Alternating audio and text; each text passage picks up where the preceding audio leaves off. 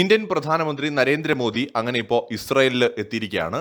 അദ്ദേഹത്തെ ചുവന്ന പരവതാനി വിരിച്ച് ഇസ്രായേൽ പ്രധാനമന്ത്രി ബെഞ്ചമിൻ നെതന്യാഹു ടീം നേരിട്ട് എയർപോർട്ടിലെത്തിയാണ് ഇന്ത്യയുടെ പ്രധാനമന്ത്രിയെ സ്വീകരിച്ചത്. ഇത്തരമൊരു രീതി, അതായത് ഒരു രാജ്യത്തിന്റെ ഭരണാധികാരി നേരിട്ട് എയർപോർട്ടിലെത്തി മറ്റൊരു രാജ്യത്തിന്റെ ഭരണാധികാരിയെ സ്വീകരിക്കാൻ രണ്ട് കാരണങ്ങളുണ്ട്. ഒന്ന്, ഇപ്പോൾ വരുന്നത് വളരെ പവർഫുൾ ആയിട്ടുള്ള ഒരു ലീഡർ ആണെങ്കിൽ, എന്ന് വെച്ചാൽ ഇപ്പോൾ ഫോർ എക്സാമ്പിൾ അമേരിക്ക ലോകത്തെ സൂപ്പർ പവറാണ്.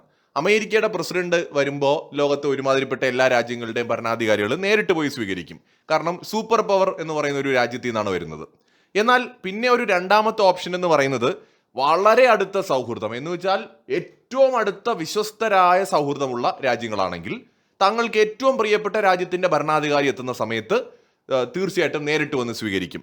ഇവിടെ ഇന്ത്യ വളരെ പവർഫുൾ ആയിട്ടുള്ള രാജ്യം തന്നെയാണ്.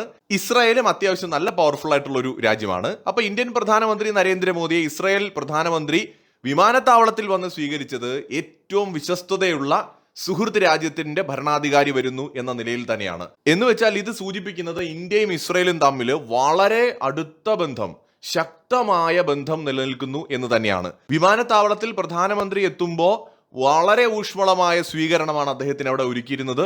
രണ്ട് നേതാക്കളും ബെഞ്ചമിൻ നെതന്യാഹുവും നരേന്ദ്രമോദിയും തമ്മിലുള്ള വ്യക്തിപരമായ ബന്ധം, അതും നമുക്ക് ഇവരുടെ കൂടിക്കാഴ്ചയിൽ പ്രകടമായി തന്നെ കാണാം. അതായത് ലോക രാജ്യങ്ങളുമായിട്ടുള്ള റിലേഷൻ മെയിൻറ്റെയിൻ ചെയ്യുന്ന കാര്യത്തിൽ നരേന്ദ്രമോദി തീർച്ചയായിട്ടും ഒരു ബ്രില്യൻ്റ് ആയിട്ടുള്ള ഒരു മനുഷ്യനാണ്. ഇപ്പോൾ അമേരിക്ക എന്ന് പറയുന്ന രാജ്യമായിട്ട് ഇന്ത്യക്ക് അഭിപ്രായ വ്യത്യാസമുണ്ട്. നരേന്ദ്രമോദി ട്രംപിന്റെ ഫോൺ കോളുകൾ എടുക്കാതിരുന്നിട്ടുണ്ട്, ട്രംപുമായിട്ടുള്ള സംഭാഷണം നിർത്തിവെച്ചിട്ടുണ്ട്. പക്ഷെ അപ്പോഴും ട്രംപ് എപ്പോൾ മോദിയെക്കുറിച്ച് സംസാരിച്ചാലും അദ്ദേഹം ഒരു വലിയ മനുഷ്യനാണ്, ശക്തനായ ഭരണാധികാരിയാണ്, എൻ്റെ അടുത്ത സുഹൃത്താണ് എന്ന ബഹുമാനം നൽകാൻ എപ്പോഴും ശ്രമിക്കും. പരമാവധി ട്രംപ് ശ്രമിക്കും. പൊതുവെ ആരോടും ബഹുമാനമില്ലാതെ സംസാരിക്കുന്ന ട്രംപ് ലോകത്ത് വിരളിലുണ്ടാവുന്ന രാജ്യങ്ങളോടാണ് റെസ്പെക്ട് കാണിക്കുന്നത്. ഒന്ന്, റഷ്യയോടാണ് ട്രംപിന് വലിയ ബഹുമാനമുണ്ട്. രണ്ട്, ചൈനയോടാണ്. മൂന്ന്, ഇന്ത്യൻ ഭരണാധികാരി നരേന്ദ്രമോദിയോടാണ്. ഫ്രഞ്ച് പ്രസിഡന്റിനെ പോലും എപ്പോഴും കളിയാക്കുകയും പരിഹസിക്കുകയും ഒക്കെ ചെയ്യുന്ന ട്രംപ് നരേന്ദ്രമോദി അങ്ങനെ ചെയ്യാറില്ല. അപ്പോൾ അത് വ്യക്തിബന്ധം വളരെ പ്രധാനമാണ് രാജ്യങ്ങൾ തമ്മിലുള്ള റിലേഷൻ ബിൽഡ് ചെയ്യുന്നതിൽ. അതുപോലെ തന്നെ ശക്തമായൊരു ബന്ധം നെതന്യാഹുവും നരേന്ദ്രമോദിയും തമ്മിലുണ്ട്. അതിലുപരിയായിട്ട് ഇന്ത്യയും ഇസ്രായേലും തമ്മിലും സമാനമായൊരു ബന്ധമുണ്ട്. അതൊരു പക്ഷേ ആയിരക്കണക്കിന് വർഷങ്ങളുടെ ബന്ധമുണ്ട്. ജൂതന്മാരാണ് ആദ്യകാലങ്ങളിൽ ഇന്ത്യയിലേക്ക് എത്തിയ മാപ്പിളമാരെന്ന് പറയുന്നത്. അപ്പോൾ ഇന്ത്യയിലേക്ക് ആദ്യകാലങ്ങളിൽ എത്തിയ സമൂഹമാണ് ജൂത സമൂഹം. ഇന്ത്യയിൽ കച്ചവടം ചെയ്തിട്ടുണ്ട്. ഇന്ത്യയുമായിട്ട് സഹസ്രാബ്ദങ്ങൾ നീണ്ടു നിൽക്കുന്ന ബന്ധമുണ്ട്. ഒരു കാലത്തും ജൂത സമൂഹത്തിനെതിരെ അസഹിഷ്ണുത കാണിക്കാത്തൊരു രാജ്യമാണ് ഇന്ത്യ. ഇപ്പൊ ജൂതന്മാര് പലസ്തീനിൽ ചെയ്യുന്ന എല്ലാ കാര്യങ്ങളോടൊന്നും നമുക്ക് യോജിക്കാൻ പറ്റില്ല. തീർച്ചയായിട്ടും അവർക്ക് അവരുടേതായ ന്യായങ്ങൾ ഉണ്ടാവാം. ബട്ട് പുറത്തുനിന്ന് നോക്കുന്ന ഒരാളെന്ന നിലയിൽ സാധാരണ മനുഷ്യർ കൊല്ലപ്പെടുന്നത് ഏത് സാഹചര്യം കൊണ്ടാണെങ്കിലും നമുക്കത് ഉൾക്കൊള്ളാൻ ബുദ്ധിമുട്ടാണ്. പക്ഷെ അപ്പോഴും ഇന്ത്യ എന്ന് പറയുന്ന നമ്മുടെ രാജ്യത്തിന് ഇസ്രായേൽ എന്ന് പറയുന്നത് വളരെ പ്രധാനപ്പെട്ടൊരു പങ്കാളിയാണ്. നമുക്കൊരു ദ്രോഹവും ചെയ്യാത്ത, നിലവിൽ നമുക്കൊരു ദോഷവും ചെയ്യാത്തൊരു സുഹൃത്താണ്. മാത്രമല്ല അപകടഘട്ടങ്ങളിൽ നമ്മളെ സഹായിച്ചിട്ടുണ്ട്.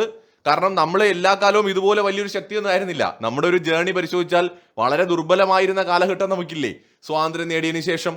മാത്രമല്ല കാർഗിൽ യുദ്ധ സമയത്ത് അടക്കം ഒരു ടെക്നോളജി ഗ്യാപ്പ് ഉണ്ടായിരുന്നു ഇന്ത്യക്ക്. പാകിസ്ഥാന് വലിയ സഹായം ലോകത്തിന്റെ പല ഭാഗത്തു നിന്ന് കിട്ടിയപ്പോഴും ഇന്ത്യക്ക് ആ സഹായം വളരെ അപൂർവമായിട്ടുള്ള രാജ്യങ്ങളിൽ നിന്നാണ് കിട്ടിയത്. അതിലൊന്ന് ഇസ്രായേലാണ്. അപ്പൊ നമുക്ക് അതുകൊണ്ട് തന്നെ ഇസ്രായേലുമായിട്ട് കടപ്പാടുണ്ട്, സൗഹൃദമുണ്ട്. അപ്പൊ ആ ഒരു സൗഹൃദം ഇന്ന് ഇന്ത്യ വളരെ ശക്തമായ രാജ്യമാകുമ്പോഴും ഇസ്രായേലുമായിട്ട് നിലനിർത്തുക മാത്രമല്ല, കൂടുതൽ ശക്തമായ ബന്ധം എന്ന നിലയിലേക്ക് അതിനെ നമ്മൾ ഉയർത്തുക കൂടിയാണ് ചെയ്യുന്നത്. ഇന്ത്യൻ പ്രധാനമന്ത്രി നരേന്ദ്രമോദിയും ഇസ്രായേൽ പ്രധാനമന്ത്രി ബെഞ്ചമിൻ നെതന്യാഹുവുമായിട്ടുള്ള കൂടിക്കാഴ്ചയിൽ സുപ്രധാനപ്പെട്ട കരാറുകൾ ഉണ്ടാകുമെന്നാണ് പ്രതീക്ഷിക്കുന്നത്. വളരെ അത്യാവശ്യമാണത്. ഇസ്രായേലിനും ഇന്ത്യക്കും ഒന്നിച്ച് പ്രവർത്തിക്കേണ്ട ഒരു സാഹചര്യം ഇന്ന് ലോകത്ത് വന്നിട്ടുണ്ട്. അപ്പൊ അതുകൊണ്ട് തന്നെ രണ്ട് രാജ്യങ്ങളും തമ്മിലുള്ള സൗഹൃദം, നയതന്ത്ര ബന്ധമൊക്കെ കൂടുതൽ ഉയരാനുള്ള സാധ്യത കാണുന്നുണ്ട്.